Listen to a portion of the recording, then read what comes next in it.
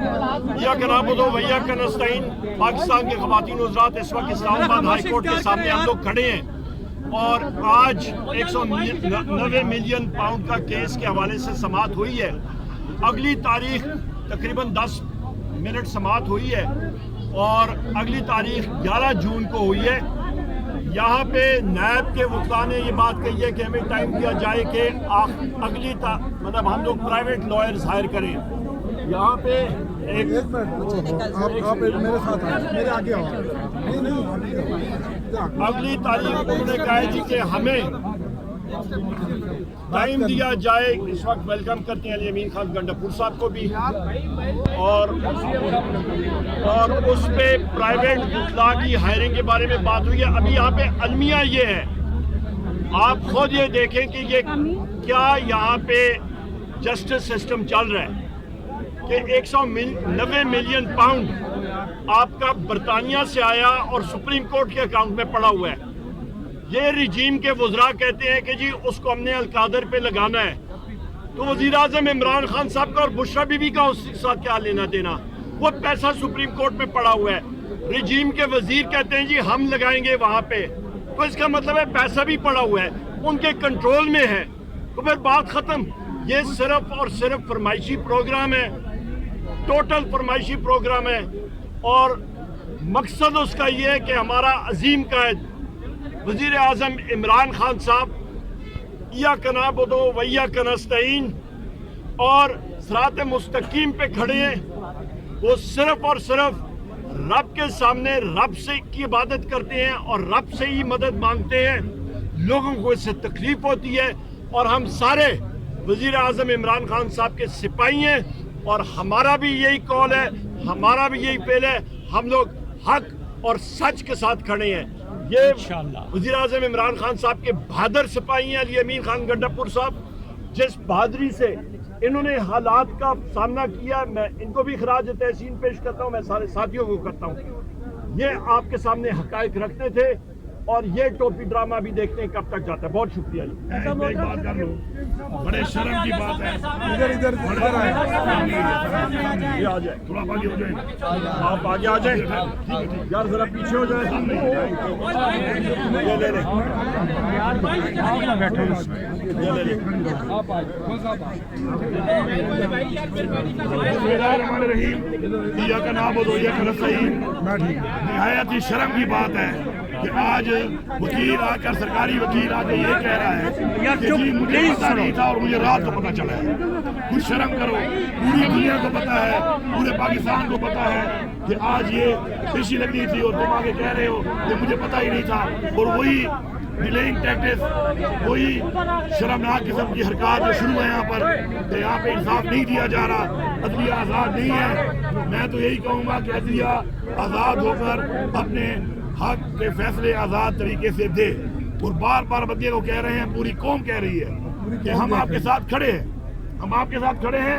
आप पे कोई प्रेशर है, आप बताएं किसका प्रेशर है, आप फैसला दें, हम आपका साथ देंगे। हम कोई ऐसा किसी का प्रेशर इस मुल्क के आइन के मुताबिक बर्दाश्त ना करते हैं, न किसी अपने इदारे को करने देंगे।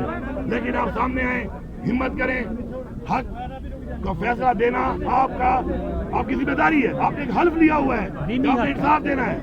अपने हल्फ के मुताबिक इंसाफ दें, अपने हल्फ के मुताबिक आप फैसले दें। हमें पूरा यकीन है, इंशाल्लाह पूरा यकीन है कि जिस तरीके से इमरान खान इस कौम की जंग लड़ रहा है, जिस तरीके से इमरान खान हक के साथ खड़ा है, जीत इमरान खान की होनी है, जीत हक की होनी है। खुदा साहब आप जरा बता दो, वकील साहब की जरा सुनने बात। सेंटर में आगे आगे आगे। बिस्मिल्लाहिर्रहमानिर्रहीम।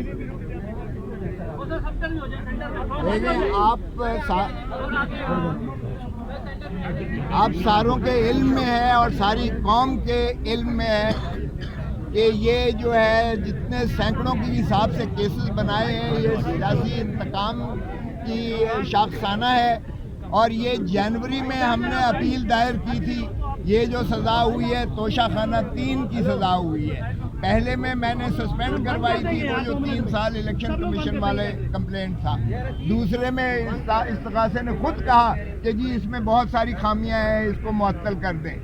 वो अब ये तीसरा है जिसमें मैं पहले भी जमानत عمران خان صاحب کی سزا سے پہلے اس میں ہو چکی ہے اور سارے واقعات جو ہے ڈویژن بینچ نے ڈسکس کرنے کے بعد کیے تھے.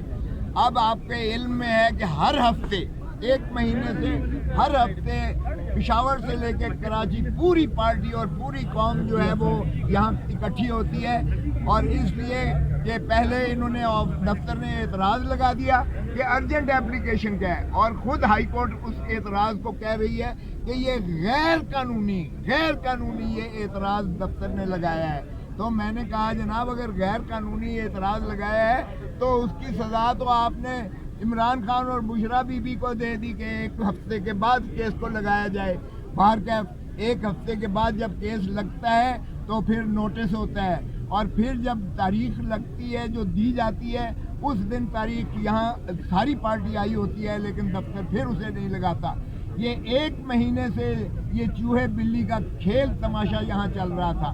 اور آج جو آپ نے جس طرح چیف منسٹر صاحب نے کہا, آج جناب پروسیکیوٹر صاحب فرماتے ہیں کہ وہ جناب جو اسپیشل پروسیکیوٹر پہلے بنا تھا وہ ایڈوکیٹ جنرل بن گیا ہے. تو میں نے کہا کہ جی اس کو تو انعام مل گیا ایڈوکیٹ جنرل بننے کا, آپ کو بھی انعام کوئی نہ کوئی مل جائے گا, آپ بھی ہائی کورٹ کے جج بن جائیں گے.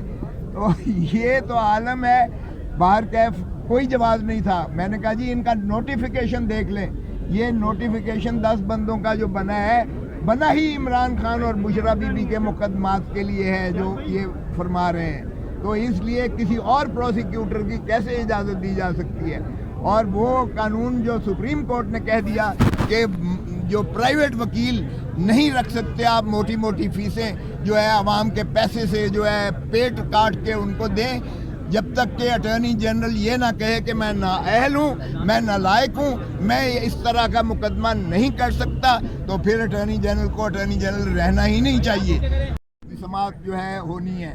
تو باقی رہا یہ ہے کہ مقدمے میں جو کچھ ہے آپ کے سامنے ہے. میں نے کہا جی یہ عام آدمی نہیں ہے, پاکستان سارے کی یہ جو ہے ہارٹ تھروب ہے, دلوں کی دھڑکن ہے عمران خان, سارے پاکستان کی. اور سارے پاکستان کی عوام جو ہے وہ متجسس ہے, وہ متمنی ہے, وہ ملتمس ہے آپ کے سے کہ خدا را انصاف کیجیے گا, اس کو سماعت کریں.